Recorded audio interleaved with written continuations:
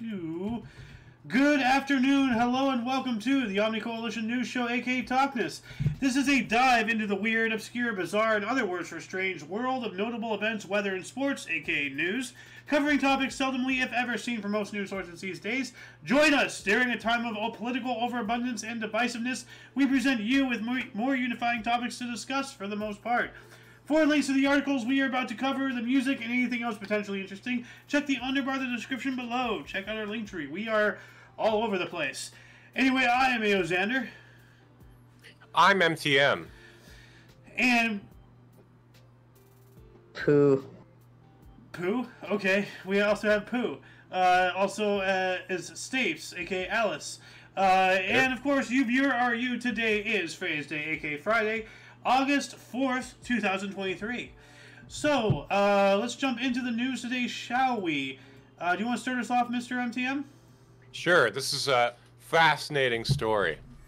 Cancer-killing pill that annihilates tumors hailed as Holy Grail breakthrough. This is just a couple days ago when people were really started talking this, but now they've really solidified the research and the story is true.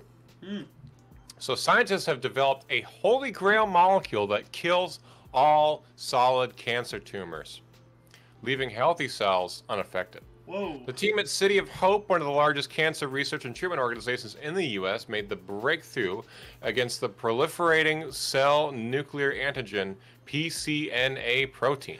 City of Hope, my mom went there when she had leukemia. Really? Yeah. So, yeah, so this is incredible. So there's a couple of people that have been talking about this and very fascinated that this actually works, because there's so many people that have died of cancer in the past and were just unable to get treatment, or they treated it and then it came back in a remission and it was stronger when it came back and they couldn't survive. It was statistically used to be that like 1 in 3 people would get cancer and then be unable to treat it and then die from it. Yikes. And there's like a couple other factors into that. Poor diet and exercise and poor sleep all work together too. You restore a lot of your body when you sleep, when you go into REM sleep too. So not getting the proper hours of sleep will affect that too. You can see, yeah, there's more. Continue reading here. The pictures, too. Wow. Nice. So well, the poor sleep thing is scary. What, Alice? Well, the poor sleep thing, because like I have a condition called RLS, restless leg syndrome. Restless leg syndrome, yeah. Yeah, which and it kind of you can kick yourself awake and wake back up, yeah. Yeah, well, no, it's not that I kick myself. No, I can't go to sleep because of the pain. If I don't keep my legs, it becomes painful. And so, and what happens with that is that, like, when even if you do fall asleep with it's going on, like, you don't get to full REM sleep. So I'm right, like so you should continue reading here, dude. Scroll back down. There's I can skip ahead here. The new therapy is the result of 20 years of research and development and is named after Anna Olivia Healy, AOH, a young girl born in 1996, who unfortunately was not able to beat cancer. Man. Oh, damn. Yeah, I should. This was really incredible. Yeah, I should really sleep is important. Like, I already knew that, but like the fact that, like, you know, some people don't get to the full REM, that can cause this. That, oh, geez. Delirium. Yeah, it's terrible. Yeah. So there's a couple people. There's a couple people talking this. I encourage our viewers to read the sources for themselves.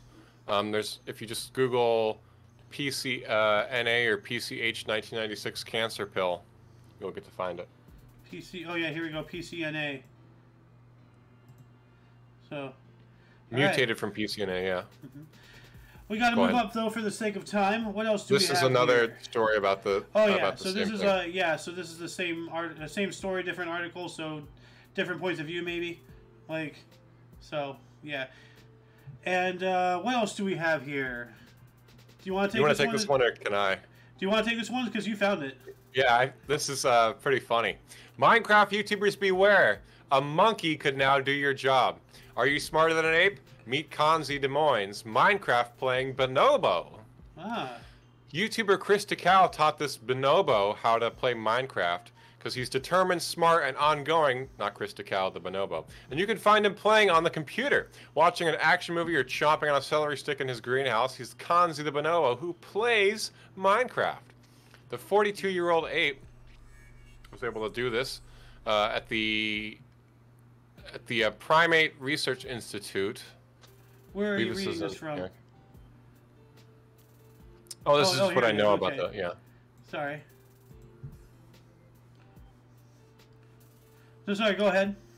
Oh, 43-year-old ape isn't only able to communicate with humans via lexicograms and touchscreens, but he's recently mastered the popular open-world game, Minecraft. Wow. So the apes yearn for the mines. Mm-hmm. Mm-hmm. Dude, look at that. You're roboting, Alice. Oh gosh. He's a 42-year-old ape. Wow, that's pretty old. But he's in captivity. He's taken pretty good care of. Yeah. It's the obviously. It's the rural feral environments that put a lot of stress on animals. And we were talking about this. Maybe it's the other way. We were talking about this beforehand. You were saying that he trained the ape. The YouTuber trained the ape how to play Minecraft by teaching him how to break the blocks and rewarding him with a peanut. Yeah. There was a popular video about that. He went viral because he was able to like break the blocks with his touch by pressing on the touchscreen. There was a couple of funny parts in that video. I recommend you go watch it. It's Chris DeCal. We taught a monkey how to play Minecraft. At one point, he was like tapping the screen so much and so excited to get peanuts and like celery and things like that for like playing the game that he actually like crashed the game. So. Dang. Sorry, I was looking at someone's submission for a thumbnail. That looks straight out of like Grandma's Boy. Isn't that? Oh my God! Did you say an ape crashed a server? He crashed the game itself that was running on the computer. Dang. I think. Oh yeah, damn! From playing too aggressively, yeah. Well, oh my gosh. Speaking of aggressive, we have this article here from Oddity Central, and this reminds me a lot about you, Miss Alice, as I said prior to the show. Woman shatters world record with 107 decibel burp. Wow.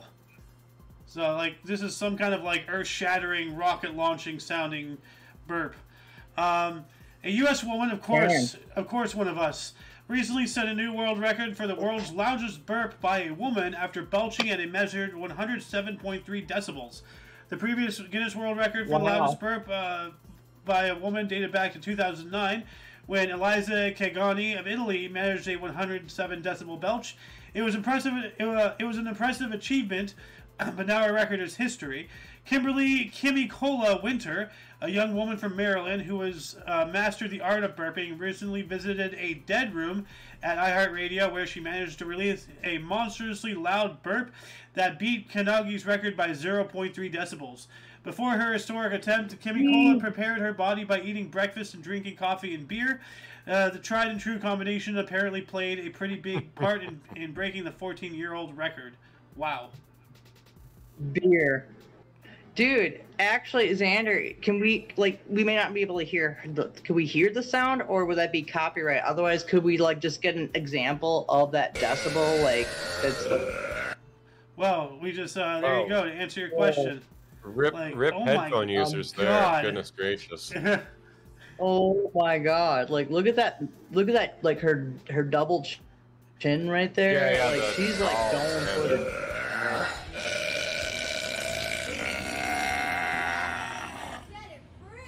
Does anybody else suddenly smell cola? Like, I'm not kidding. I suddenly smell cola. Like, wow. Oh man, yeah, that's such a weird. What do you call that when you have like you hear something so like you hear someone fart and you feel like you can smell it? Yeah. So, oh man, it's the worst. Psychological trickery. Like. Yeah. I smelled all that. Yikes. What else do we have here? More from Oddity Central. Woman miraculously survives after spending 90 minutes in the grip of a crocodile. Wow. Okay, she is lucky. An Indonesian woman is lucky to be enough. What? I guess alive. After surviving a crocodile attack for 90 minutes before finally being rescued and taken to a hospital.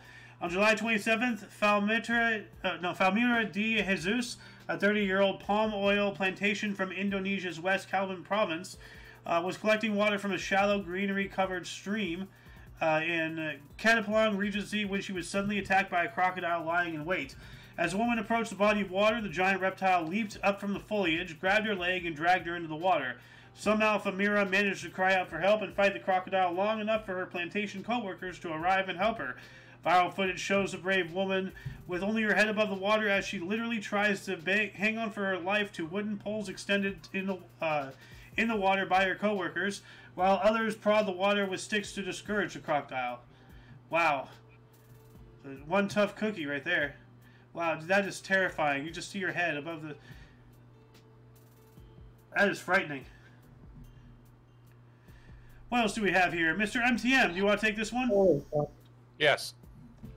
A company accidentally pays employee 367 times his salary, and he refuses to pay the money back. Hungarian man temporarily became a rich man after the company he worked for accidentally paid him 367 times more than he had actually earned. And then the employer asked for the money back. He refused to pay. This unnamed man who hails from Hungary's Somogy County briefly worked for a company in Kaposvar, but his employment was terminated during the trial period for his short stint at the company. He stood to earn 92,549 florins, I guess, is that their currency, which amounted to 238 euros or $260. But in a feat of incredible generosity, his employer wired him 367 times that amount. Actually, it was a huge mistake caused by the fact that the man had provided an Austrian bank account. So the salary had to be paid in the local currency, euros. Only instead of converting the forints to euros, they sent the lucky man 92,549 euros instead. Wow. Watch your decimal points, people. Honestly, like... Yeah, somebody should have fired that accountant. Yeah, like... And see, they said temporarily, so it sounds like he was forced to give the money back, but honestly, like, I say he should be allowed to keep it. You know, like, he has nothing to do with it. They screwed up. They should bite the bullet and say, okay, let's not make that mistake again. You know? Like... Yeah, absolutely. Like I said, I agree. fire the accountant. It's like the accountant's fault. Yeah, it's not his fault. So, if it continues on, do you want to read this third one here? With the help of Kapsvarar District's prosecutor's office, the company managed to freeze the Austrian bank account of the accused and arranged for the money to be transferred back to its own bank account. According to HVG Who, it was recovered around 72,000 euros so far, but hopes to eventually receive the full amount wired to its former employee. Wow. That's just highway robbery. So they froze his bank account. That is yikes. Well, they did to Kanye West, you know. Well, that's because of politics. This is just well, you know, that's an abuse of power too, but this is just disgusting. Like, the company did a mistake. The guy is well within his rights to keep all the money, but then they abused their power and they froze his bank account, and they're holding his bank account hostage, it sounds like, until he... This is evil. This is evil. Yeah. Like, ugh. Yeah, people... This is why I don't like banks. Yeah. Well, here's something interesting. More from Oddity Central. Washington man is selling a crumbling wall for $50,000. Oh, you know, call Trump. He likes walls. Finding a property for $50,000 in Georgetown, Washington, where the median price is $1.6 million, can be considered a major bargain, but what if that property is a crumbling wall? Last month, a realtor at Keller Williams Capital Properties posted a listing for a property in the Georgetown neighborhood of Washington, D.C.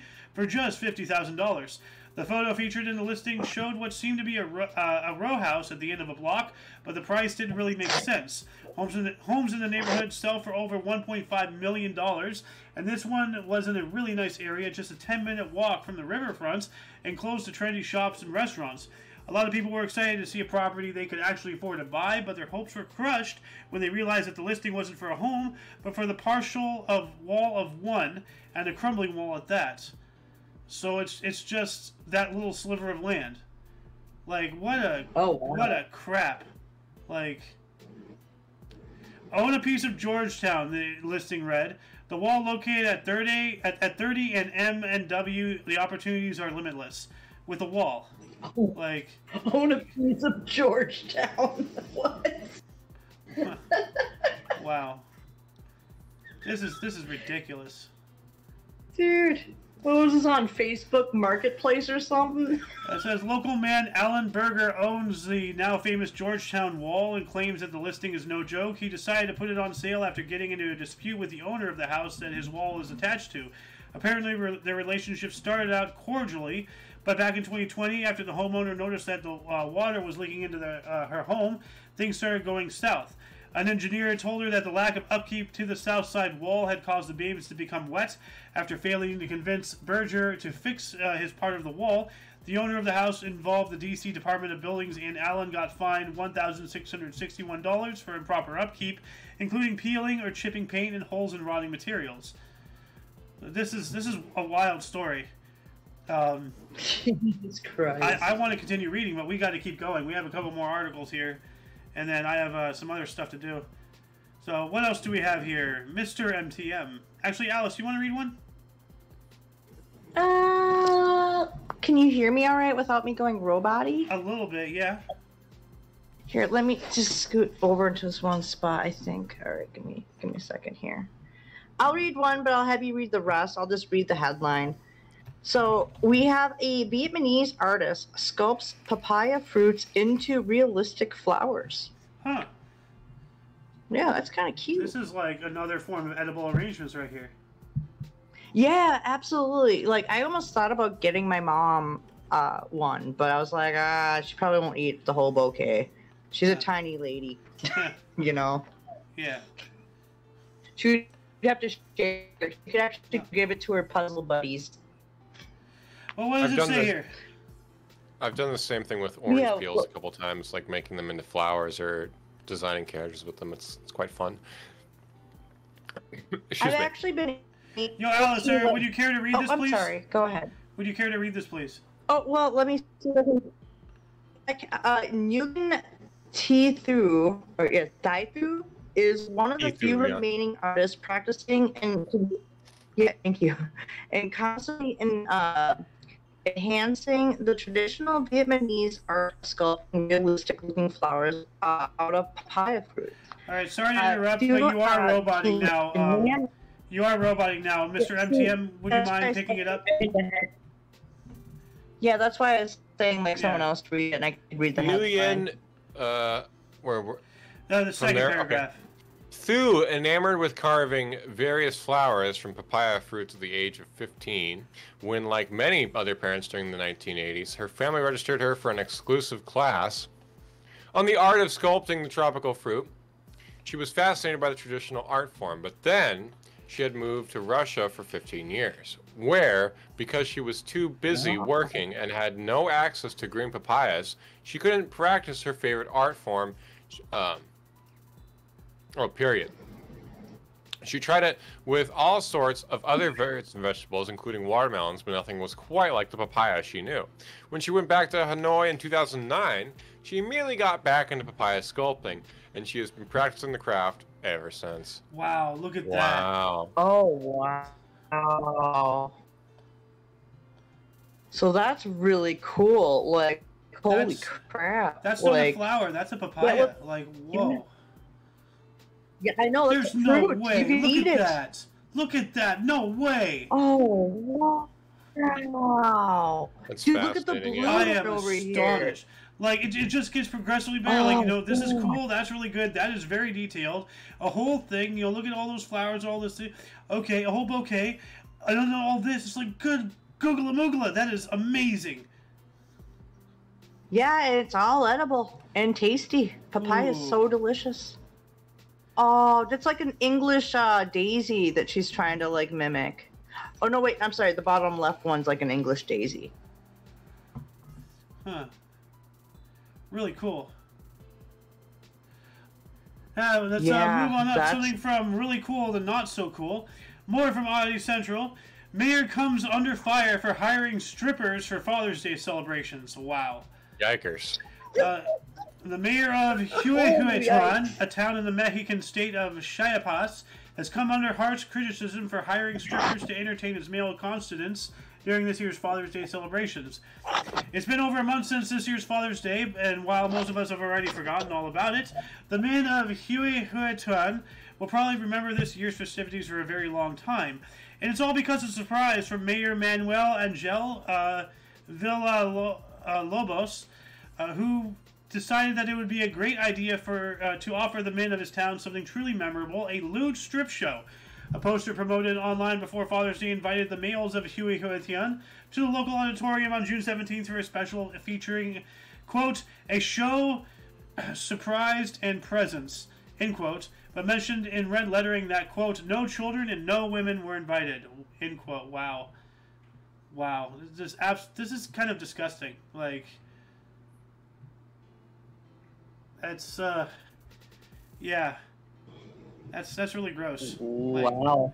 For Father's Day celebration, you get a bunch of strippers, and then you make a segregationalist event. No children. Obviously, you don't want them, but no women. Like, you know, it's Father's Day. Like, that's I don't know.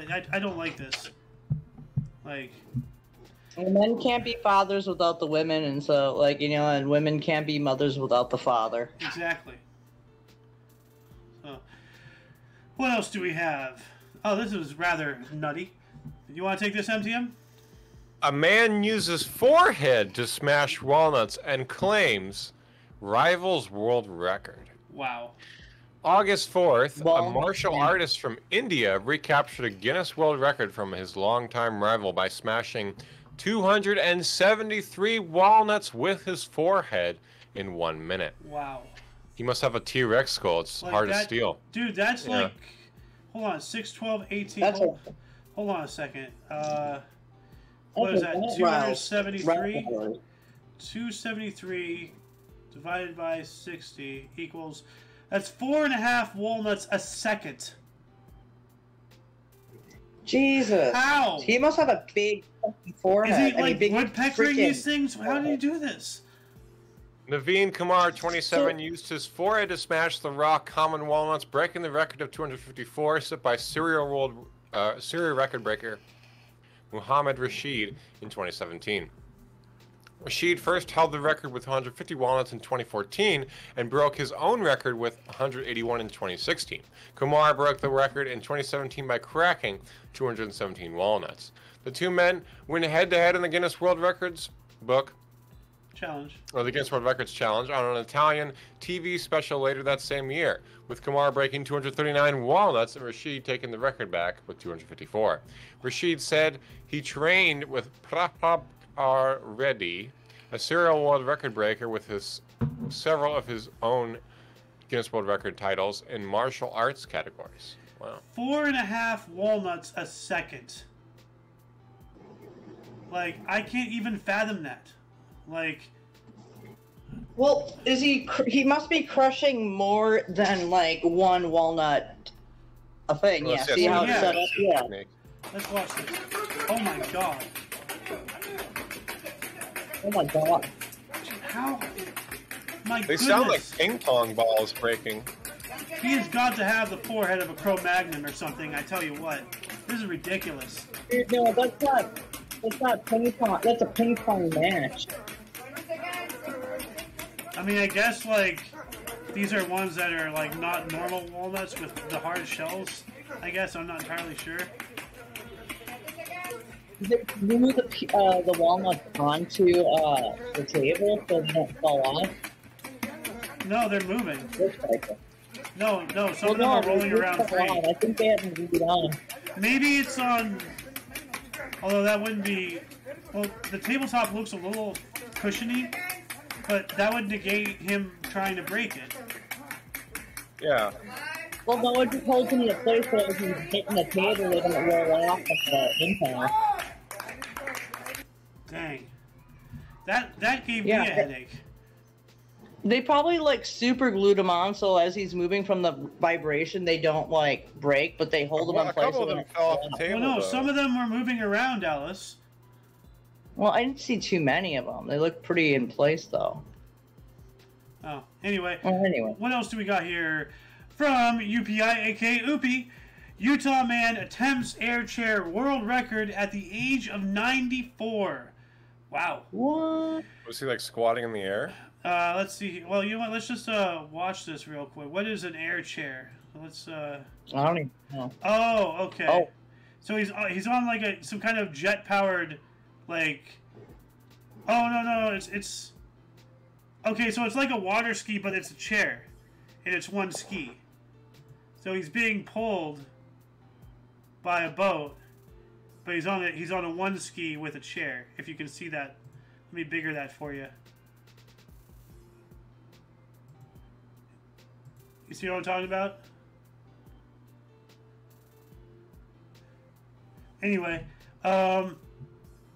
Yeah, I see. So that's cool. cool. Like at the age of 94, like that's awesome.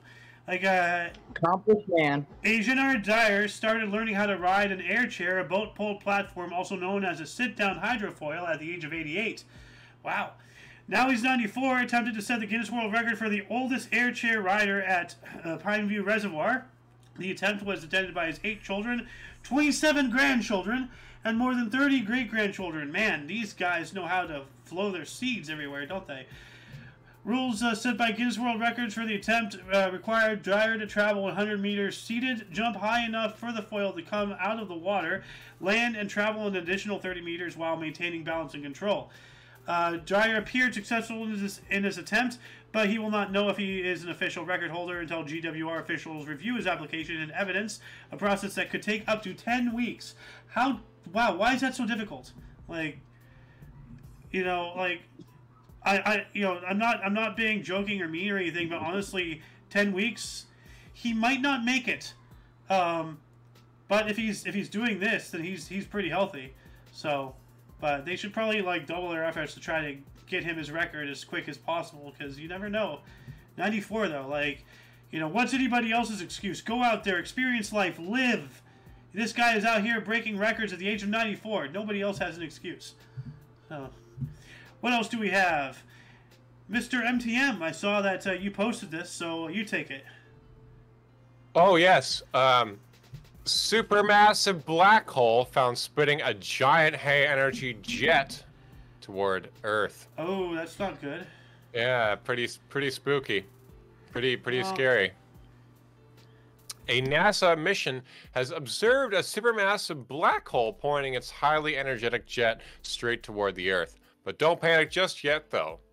As fearsome as this cosmic event is, it's located at a very safe distance of about 400 million light years away. Actively feeding the supermassive black holes, including the one at hand, are surrounded by swirling disks of matter called excretion disks, which gradually fed them over time. Some of the material they don't swallow is then channeled toward their poles, where it's subsequently blasted out at near light or relativistic speed. This creates highly energetic and extremely bright electromagnetic radiation. In some cases, like with NASA's latest Muse, the jet is pointed straight at Earth. Those events are known as blazars. Now, here's something that makes me question this a little bit. If it's traveling near the speed of light, by the time we see it, we're already getting hit. You know? So, if they're already observing this, the fact that we're not hit means that we're not getting hit. Maybe. Like maybe we'll, like, I don't know, like, orbit into the jet stream or something. I'm not entirely sure. But, like, this is really nothing to be scared about, I think. So, because like, you know, as I said, like, you know, if it was really like, you know, really a threat, by the time we'd see it, where it's already over. Kind of the same as like getting hit by like a pulsar or a magnetar or something like that. But what else does it say? Do you want to read this last paragraph and then we'll wrap it up? Blaster jets can stretch across space for millions of light years, but the mechanisms that launch them aren't yet well understood. However, these new discoveries surrounding the jet of Markarian 421 could shed some light on the extreme cosmic phenomenon. Yeah. All right.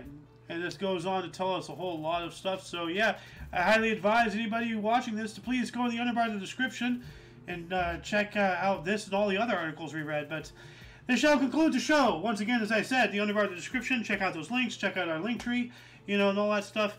For your dose of different, odd, and unusual news, we stream every Tuesday and Friday at 3 p.m. Pacific Time, which is 4 Mountain, 5 Central. 6 p.m. Eastern. Yep. For all of you and all of us, I am Xander. I'm MTM. And I am Who of Alice. Yep. And you here are, of course, you. And until you catch us next Tuesday, or if you're interested in some history, we have a history show almost every day, like I try to cover, but kind of taking Saturdays off. But we are working on fixing that situation. But yeah, every day at 11 in the morning Pacific Time. And we also have the Kick Peanut coming up this Sunday at 3 p.m. Pacific Time. So yeah, like until next time you see us, whenever that is, don't forget to look at right and left at every intersection, rate 5 thumbs, and subscribe. Toodles! Take care, everyone. Be loved.